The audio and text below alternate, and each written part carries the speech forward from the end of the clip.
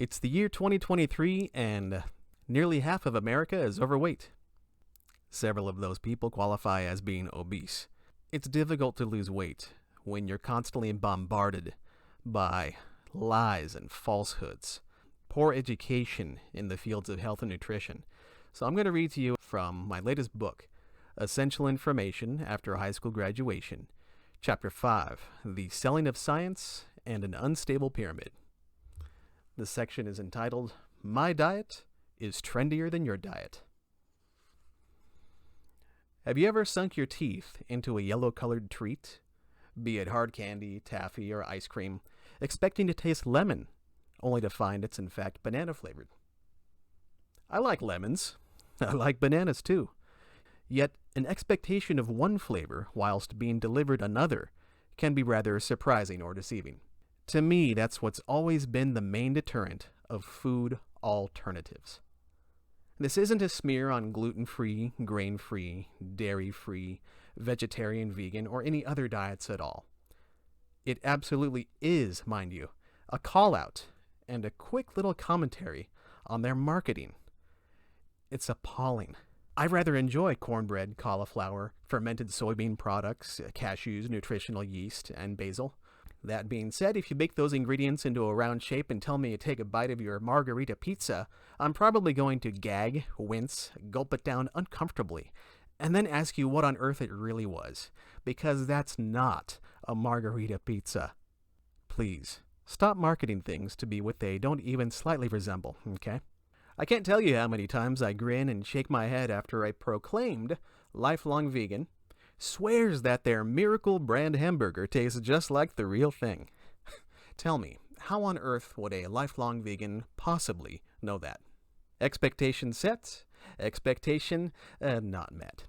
I highly suspect the sales of these trendy diets, many falsely advertised foods, are often so successful because they're banking on some very common human emotions and behaviors. They're exploiting weaknesses, if you will. In particular, pretentiousness, insecurity, addiction, lack of willpower, and low self-esteem.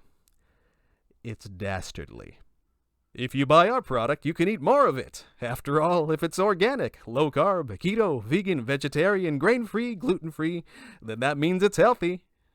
I've fluctuated from being slightly overweight to obese and back again since the late 5th grade, as I'd found eating sugars, processed carbohydrates, and overly salted snacks made me feel incredible. As the elementary school outcast, I could sit in front of the TV at home watching my favorite shows or playing video games with nobody in the room shouting insults my way, while I emptied bags and bowls of snacks repeatedly. It's a fantastic way of getting a dopamine high. It's also a fantastic way of gaining weight. This is where the dark truth of trendy diets comes into play, and it's most despicable. If we're being honest with ourselves, we all know what foods are nutritious and which aren't.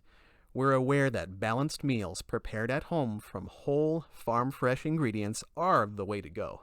But that takes time, practice, and skill.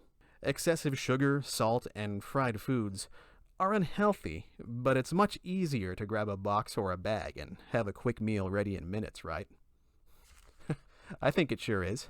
It's even better, though, when that box has a newly hyped, trendy little label or tagline that indicates adherence to the rules of a marketed diet. This grants us the joyful advantage of boasting to family and friends that we're now better than they are, along with the added bonus of lying to ourselves. If it's on a point system, it's healthy. On many such systems, one can suffer eating bland salads all day long, so they can scarf half a pint of ice cream and a donut later at night, and still come in under the daily point limit. I know a lot of people that have been on point systems for decades, and they're still suffering. If it's gluten-free, it's healthy. There are plenty of gluten-free snacks, fried foods, and bags of salty carbs just waiting to be devoured at every grocery store in the country. Low carb is the best diet. Several people at a former place of employment of mine went through a phase in which they microwaved bacon strips all day long and then ate a paltry salad at dinner time alongside more bacon. It's low carb, so that meant it was healthy, right? Not all, but several of them ended up malnourished and ill after a couple months. One was even hospitalized with mild damage to several organs from their poor decisions. Vegan, grain-free, keto diets have far superior health benefits. Anywhere you wish to look, you can find vegan, grain-free, and keto varieties of beer, donuts, ice cream, pizza, cookies, crackers, cereals, soft pretzels, chips, and other processed snacks galore. There's nothing universally superior about the keto diet.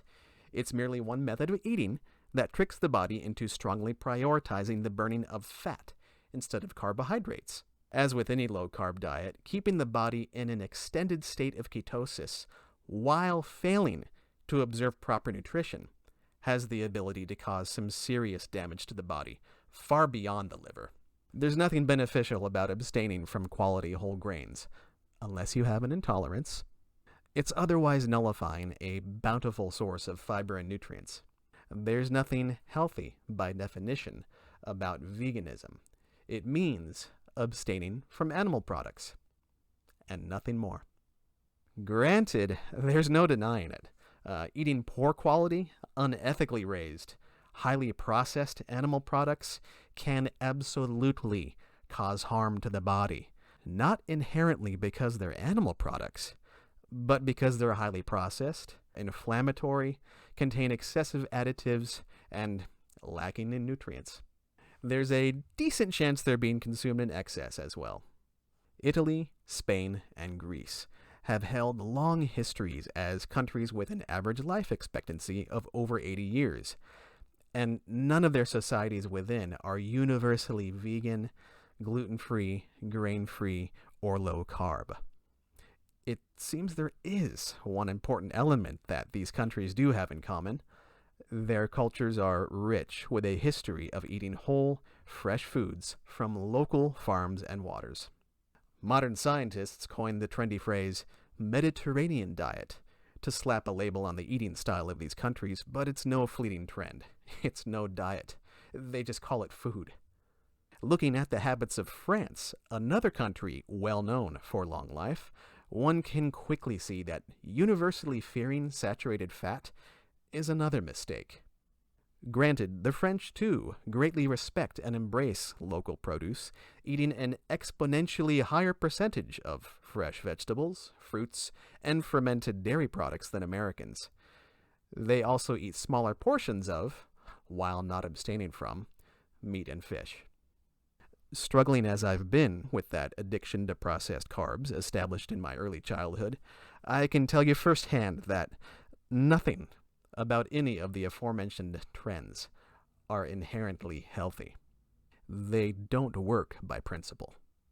People still often believe what they wish, and on a very rare occasion we might meet somebody who professes, "Well, I embraced this trend diet, and I lost 100 pounds, gained muscle, and I'm in the best shape of my life." In truth, they didn't improve their health by embracing a trend diet. They actually learned about nutrition, started eating healthy foods, nixed the junk, and engaged in proper exercise. These are completely different concepts. These diets have done little more than enabled people suffering addiction to unhealthy foods to keep eating them in large quantities, and to do so with a newfound sense of justification. Looking at myself in the mirror for decades, I can assure you that none of them work, and sooner or later, one needs to address the addiction. It is slow, difficult, painful, takes discipline, is unpleasant, brings about irritability and frustration, and may possibly serve as one of the most difficult things for you to accomplish in life. Any box on a shelf that proclaims otherwise is looking to take your money.